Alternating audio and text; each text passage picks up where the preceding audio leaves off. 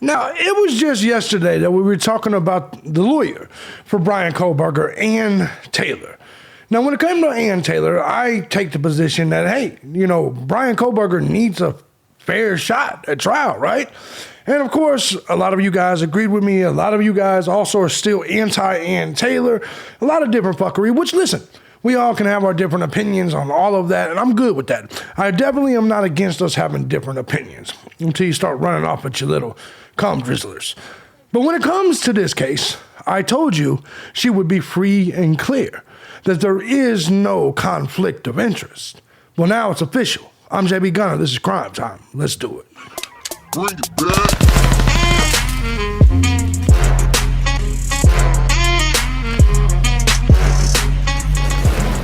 What's going on, everybody? As you guys know, I'm thejbgunner, and this is Crime Time. I do want to say what's up to everybody, man. We had a blast this morning on the live stream over on the other channel. Thank you guys so much for being there. Those of you that were over there, love it. I'm going to start bringing more live streams to this channel. I'm going to give you some of that. A lot of our live streams will come whenever there is trials, particularly this Kohberger trial, the Leilani Simon trial. We got a lot of them coming. The trial when it comes to Delphi, Indiana. We got a lot of things that we'll be taking a look at. Before we get into this story, though, I want to say first and foremost, thank you to everybody that supports this channel and all my channels, regardless of the method you choose, whether it's Cash App, Patreon, Venmo, PayPal. Truth is, guys, I couldn't do this each and every day as often as I do without you, the Gun Squad. So thank you guys so much. With all that being said, if you too find my content valuable, feel free to hit the links down below and support the channel. Join the Gun Squad today. While you're down there, you can find all my other channels that I'm rebuilding right at the moment. My live stream channel, my politics channel, gaming channel, wrestling channel. I would not advise you to click on some of those channels, though. If you're a snowflake, it's probably not for you. All you're going to do is get mad at me and say, I'm not going to watch your true crime anymore, JB. Well, you stupid bitch. Well, I told you not to go over there. But you'd be surprised how many people go over there and then get mad and don't come back over here. It's a regular occurrence, actually. And I'm warning you, if you're retarded or slow or lefty that can't handle good debate or a snowflake, don't go over there. If you got a Hillary Clinton poster on your wall, don't go over there. All right? Now, let's go ahead and get to this story. Or as what's his name says, the meat and potatoes. I do like meat and potatoes, Harsh. I wish I had that line, but you got it, so it's your shit. It's official. As you see right here by this document presented by the docket on Twitter, as you can clearly see right here, it's a done deal. The order, the motion, the lawyers are set, etched in stone. What we currently have is the funding for Brian Kohberger's defense. We talked about this yesterday. As you can clearly see, they talk about the $200 an hour for the attorney that we discussed yesterday. Her attorney, the person helping her, the second attorney, $180 per hour. So they have this fee. It's done. It's official. It's signed. And Brian Kohberger has his lawyer. Now, a lot of you guys are like, but isn't that a conflict of interest, JB? I told you guys before, and I'm going to tell you now, the answer is no. Zaina Cornotto's mother had a warrant out for arrest, okay? She was gone. She's not even a client anymore. Then when we're talking about Maddie Mogan's dope fiend parents, let's just call it what it is, that situation is in the past. I guess if dope comes to be part of this case, maybe a conflict of interest, but really I don't get it because those groups of people are not necessarily involved in the case. Whether you think it's a conflict of interest or not does not matter because it's now officially cleared of conflict. Roll it. I'm coming back with some more exclusive material on the Idaho murder, so I hope you will stay through the next ensuing moments. I think this is one of the most important issues that has come across the radar in the Idaho murder case because I like criminal procedure. I've been, kind of steeped in it for a long time. No, you know what? Let me tell you something. And a lot of you dummies, you guys have been anti-Ann Taylor since the beginning. You guys, I remember when we first saw Ann Taylor, when she popped up at the house, all of you guys were like, oh, she's got Brian Kohberger's sister with her, because you're fucking stupid. She got Brian Kohberger's sister in the crime scene taking photos. Do you guys remember that shit? Yeah. You're not, some of you are not smart people. And so from day one, you were anti-Ann Taylor. She got Brian Kohberger's sister on the crime scene taking crime scene photos. You know how dumb you have to be to even believe that? You, a place that is a protected crime scene, the police are just allowing Kohberger's sister to just walk through there with cheeseburgers and fries and shit. You know how dumb you gotta be? And I cannot stand when something gets overturned on appeal. Oh. I can't stand it because sometimes it's so preventable, right? Especially if you know in advance and you do something about it. And I kind of see something percolating here. Oh. The experts know better, and they're having a field day arguing on. Here's the thing. Kohberger's not going to be found guilty anyway because you don't got no fucking evidence except for touch DNA on a button. Line about this. And so I know it's a really important issue. It has to do with conflict of interest. I know we've talked about it before, but I have some breaking news on this tonight. Good. So the issue has been Brian Kohberger's public defender, Ann Taylor, right? She showed up and walked into court with him the very first time. She's a very accomplished attorney. Holy That's right. cow. That's right. She's got some real scores. And I'm glad you said that because that's the reason everybody hates her. Everybody hates Ann Taylor because she's accomplished. Because you know in your head that the state's case against Brian Kohberger is not strong enough. And Ann Taylor is going to let Brian Kohberger walk. thejbgunner is going to be right there in Idaho as he gets found not guilty, ready to go buy the man a cheeseburger. Or some Jack in the Box from Grubhub. Is that what it was? Grubhub or DoorDash? Excuse me. Go ahead, roll it. Excuse me. That was improper. That was inappropriate, JB. Okay, roll the footage. Under her belt, right? So she's good. She's also a leader in the public defender's office. So looked like it was a pretty good match, especially for a case that was important as this. Could be a death penalty case. I'll repeat. Could be a death penalty case. Ooh. You have to have a star. That's right. But you have to have a clean star. She's the only star in the area. Who has no conflicts in her past representations. And along came the fact that she had indeed represented the mother of Kara Kernodle, one of the alleged victims of Brian Kohberger, her client, and then two other parents of the victims. So I guess here's my theory. Unless drugs are involved, that's not a conflict of interest. Are you saying drugs are involved? Are you saying what a lot of us have been saying since the beginning? Are you saying that maybe the parent or because that's the only way this could be a conflict of interest is if there are things that would deliberately call those people to the case, to the stand. And what are the only things that can genuinely probably call those parents to the stand? Drugs. So if this is not a drug-oriented case, then there is no conflict of interest. Now, if it becomes one, then you can argue it. Does not matter. It's a done deal, though. Right? So that, all of a sudden, it's like it seemed so clear. Well, you cannot have represented the children of parents who are now going to be in that courtroom watching you defend their child's alleged killer. Well, he's not representing the children. He's representing the killer. You can't. And yet there's some wiggle room. Of course. But with all of the conflagration that happened, it turns out now there has been a meeting. And we have sources close to the prosecution who have told us. They've got all kinds of sources. Sources next to thejbgunner says his dick is only 3.5 inches long. I'm surprised that ain't already came out. The point that I'm trying to make is you can't believe none of this bitch's sources. Now, I do believe this one because of the document I just showed you. But I'm going to be real. Recently, Ashley Banfield, she's just been swinging and swinging and swinging.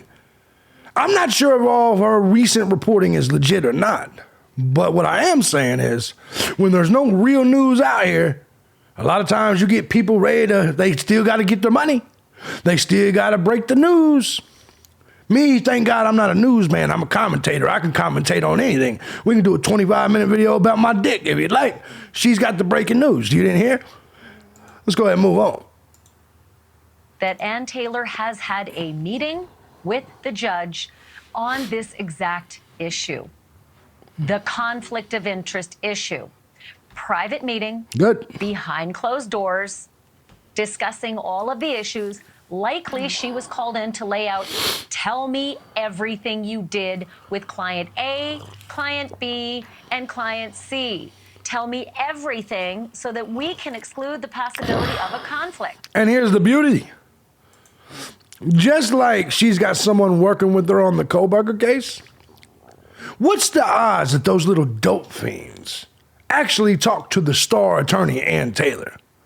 She probably had paralegal, other people that was just nobodies that was on her team, assistants on her team, that dealt with Kernodle and the other dope fiend parents.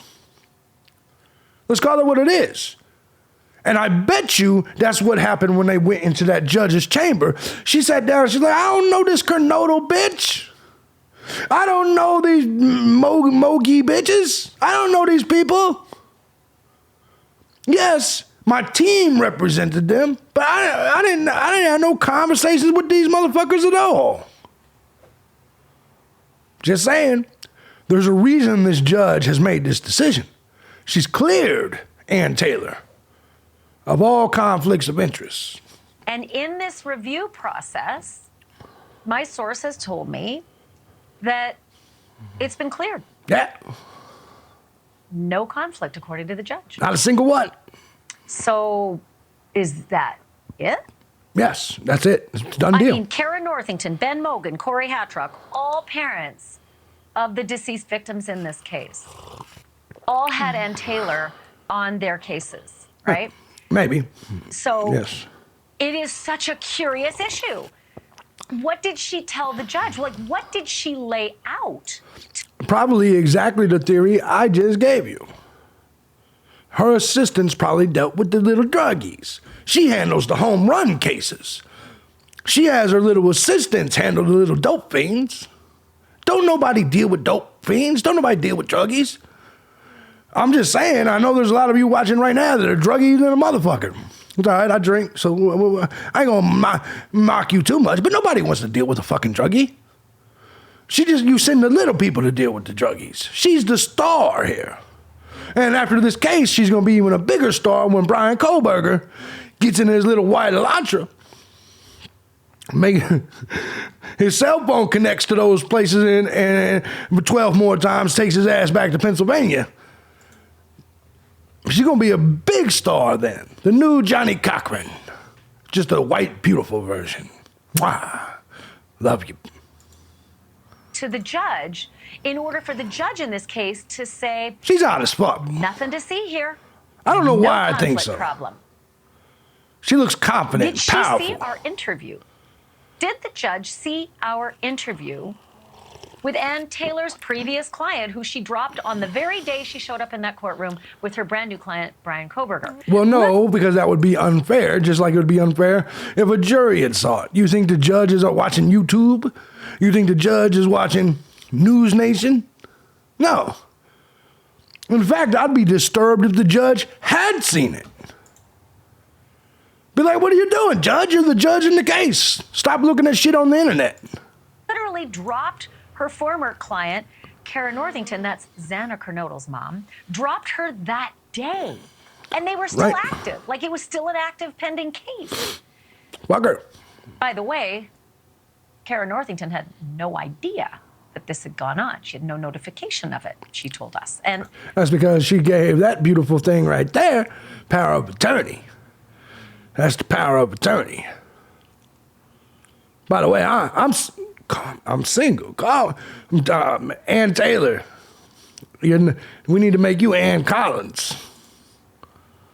Did I like her. Ann Taylor know about the interview that we conducted on this program. Why would with she? Vanna's mom, in which she Why laid out would she? Is News Nation even a real television channel?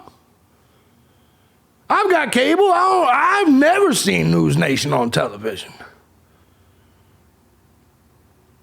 I'm dead serious.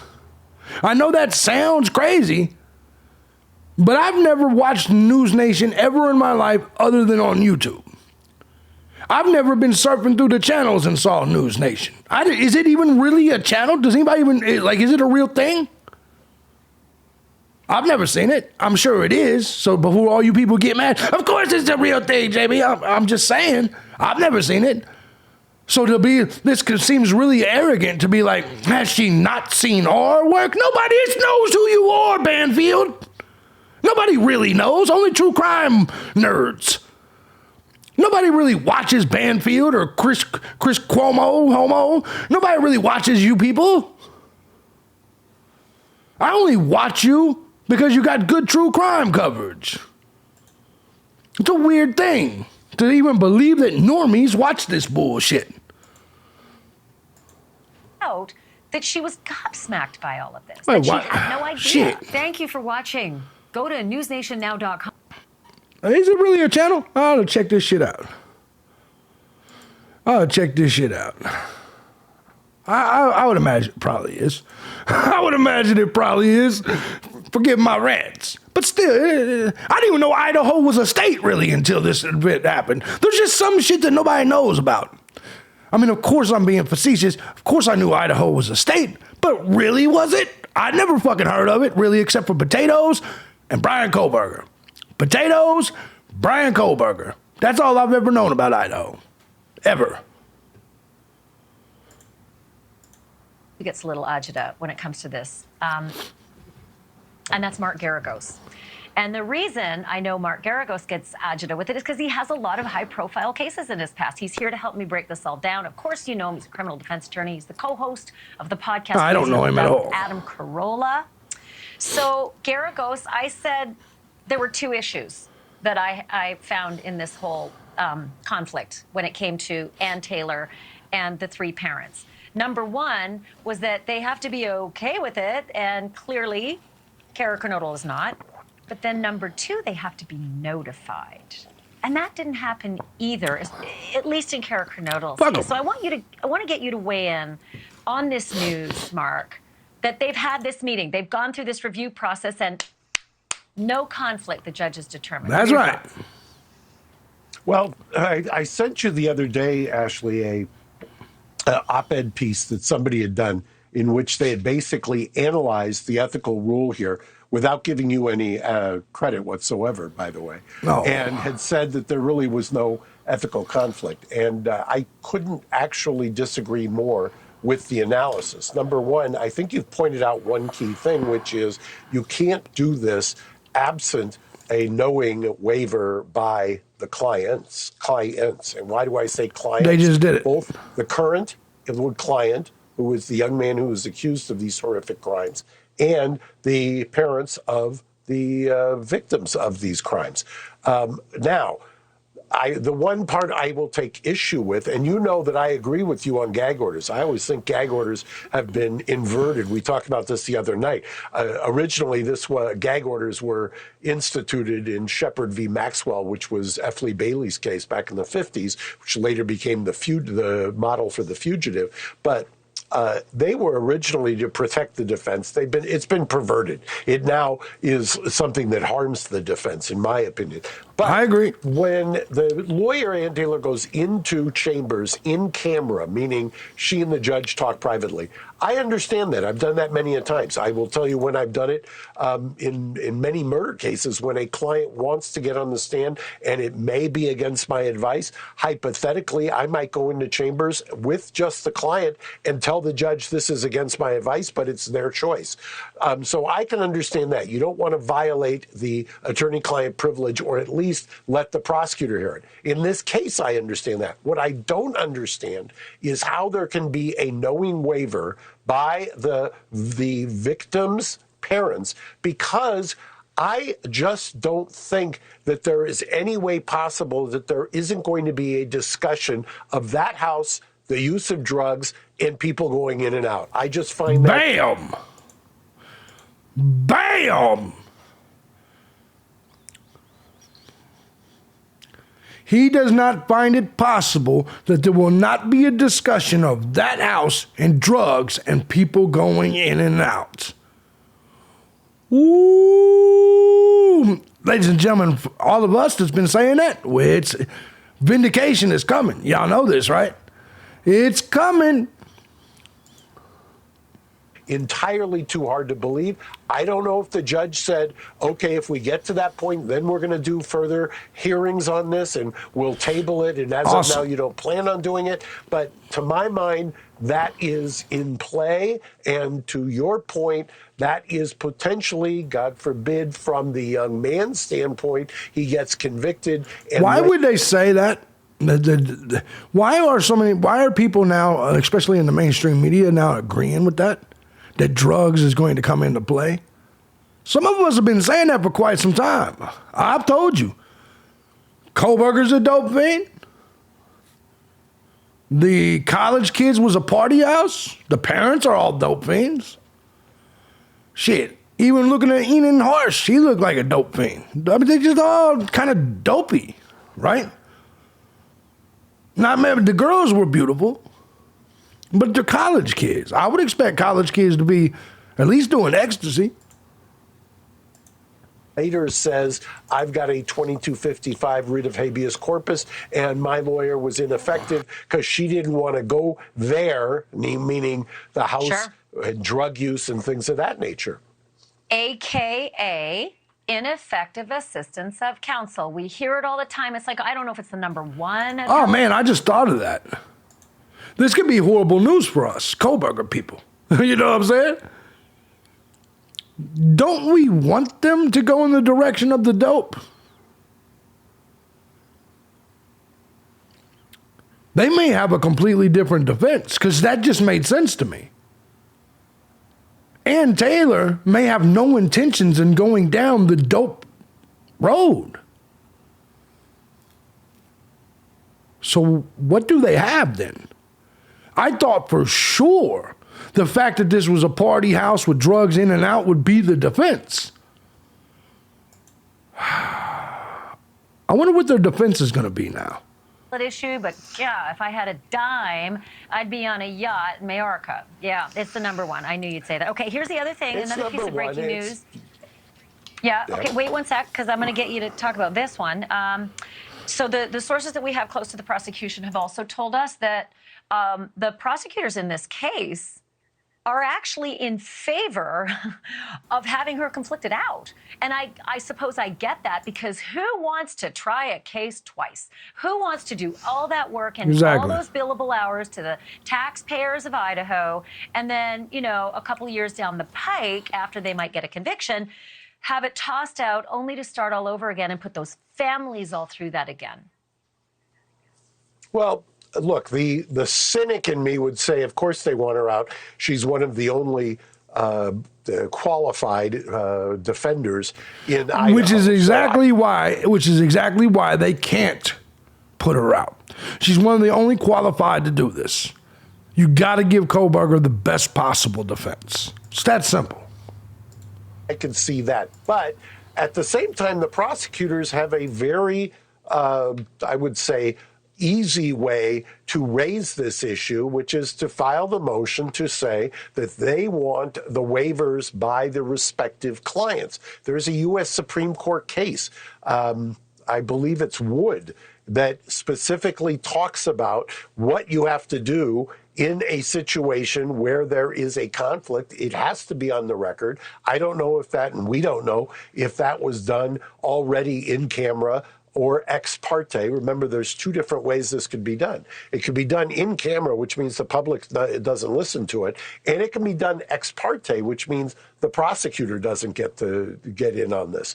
Or it could be a hybrid of the two. But I would be shocked if the prosecutor hasn't at least filed the motion, maybe redacting what they think or what they think they know. But I'm surprised that so far, and I haven't checked the docket, maybe it's been done, that they haven't filed for this, because the U.S. Supreme Court generally counsels that you do this. Here's the thing. The fact that they may not have filed that motion yet means that there may not be drugs involved here. Now, I think there is, but you gotta add 1 + 1 here. You gotta put it all together. There doesn't seem to be a focus by the prosecution or the defense on drugs, because it would make sense. If there is drugs involved here, Ann Taylor probably couldn't be here. They would have to consider it a conflict of interest. Thank you for watching. Go to news. Yeah, get out of here. You've been on some bullshit lately. Ladies and gentlemen, let me know in the comment section what you think. It's official. Ann Taylor is cleared of conflict of interest. She is the attorney for Brian Kohberger. This trial will go forward. I believe it's June 26th. It's going to be a good time. I'll be live streaming. Well, not live streaming, because there is no live streaming in the trial, but they will be recorded. So as soon as I get the footage each day, we'll go through every minute of this trial. Every minute, even if it's 8 hours a day, we will do it. We will do it. We'll bring on panels. We'll talk about it. We'll joke about it. We'll laugh about it. We'll cry about it. We'll do whatever needs to be done. Guys, if you like what I do here and you find my content valuable, feel free to hit the links down below. I do want to give a special shout out real quick, because I saw someone that I don't think was necessarily on my other channel, Christina. I want to say thank you to you. Thank you to everybody that's been hitting the tip jar. Thank you to everybody that supports the channel, that's joining the Gun Squad. I appreciate you. If you too want to join it, hit it. Make sure I will be live on my other channels later. And this is your only video of today. I will be, unless something breaks or something like that, I will be back tomorrow. And right now, the news is still flowing. Hopefully we can move on to another case a little bit. But there's no other shit going on except for that British bitch up there that, I don't do British news, man. I don't do British news. I love y'all. I will see you tomorrow. I hope you guys all have a wonderful Friday night. I do intend on doing weekend videos this week. So anyway, y'all be cool. I'm thejbgunner. This is Crime Time. Ann Taylor, confirmed. She's freed, cleared of conflict of interest. Big story, actually. Big story. See y'all next time.